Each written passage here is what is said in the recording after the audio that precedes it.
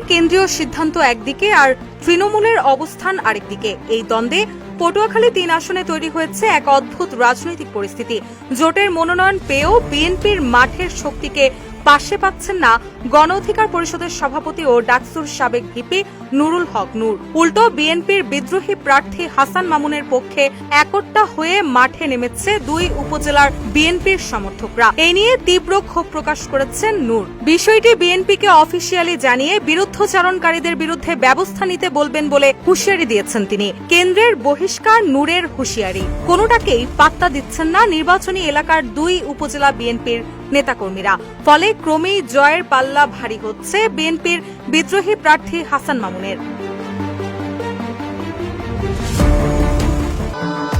ভবিষ্যৎ হোক নিরাপদ, বিনিয়োগ হোক বিশ্বস্ত, আর আমার পছন্দ সল্ট বে। ওয়েলকাম টু সল্ট বে। ৭ জানুয়ারি একটি জাতীয় দৈনিককে দেওয়া একান্ত সাক্ষাৎকারে নূর বলেন, যুগপৎ আন্দোলনের মিত্রদের জন্য বিএনপি মাত্র ১২টি আসন ছেড়েছে, অথচ সেসব আসনেও স্থানীয় বিএনপির পূর্ণ সহযোগিতা মিলছে না। পটুয়াখালী ৩ আসনে দলের চেয়ে বিএনপিকে বেশি গুরুত্ব দেওয়া হচ্ছে বলে অভিযোগ করে তিনি বলেন, হাসান মামুন নিজস্ব লোকজন দিয়ে সব কমিটি গঠন করায় কেন্দ্রীয় নির্দেশের পরও তার পক্ষে কাজ করছেন না বর্তমান নেতারা।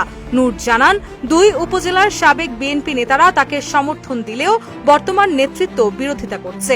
এই পরিস্থিতির সমাধান বিএনপিকেই করতে হবে, নইলে মিত্রদের আস্থা নষ্ট হবে এবং ভবিষ্যৎ রাজনৈতিক জোটে জটিলতা তৈরি হবে বলেও হুঁশিয়ারি দেন তিনি।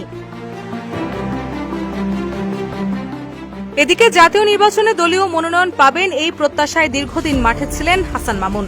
একমাত্র মনোনয়ন প্রার্থীও ছিলেন তিনি, কিন্তু শেষ মুহূর্তে ভিপি নূরের আগমনে পুরো রাজনৈতিক সমীকরণ বদলে যায়।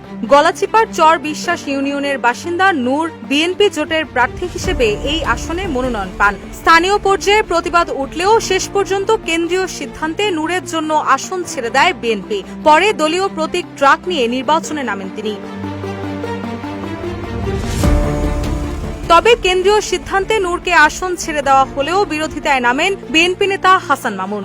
স্বতন্ত্র প্রার্থী হিসেবে নির্বাচনে নামার ঘোষণা দিয়ে ২৯ ডিসেম্বর মনোনয়ন দাখিল করেন। বিষয়টি নিয়ে তোলপাড় শুরু হলে ৩০ ডিসেম্বর তাকে বহিষ্কারের ঘোষণা দেয় বিএনপি। বহিষ্কার হওয়ার পরও মাঠ ছাড়েননি মামুন।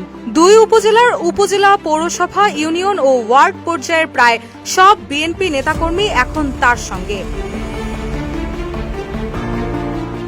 এদিকে বিষয়টি নিয়ে ক্ষুব্ধ নূর এরই মধ্যে ক্ষোভ প্রকাশ করেছেন বিভিন্ন সভায়। কেন্দ্রীয় বিএনপির সমর্থক পাওয়ার পরও স্থানীয় যারা তাকে সহযোগিতা করছে না তাদের বিরুদ্ধে নালিশ জানানোর কথাও বলেছেন তিনি। তার সঙ্গে থাকা অনুসারীরা বলছেন, বিএনপি থেকে যেন বিদ্রোহীর অনুসারীদের বহিষ্কার করা হয়। তবে নূরের হুঁশিয়ারিমূলক বক্তব্য গায়ে মাখছেন না ২ উপজেলা বিএনপির নেতারা। তারা জানিয়েছে, পরিস্থিতি যাই হোক হাসান মামুনের সাথেই থাকবেন স্থানীয় বর্তমান নেতাকর্মীরা। রুশা সুর, নিউজ ডেস্ক, ইত্তেফাক।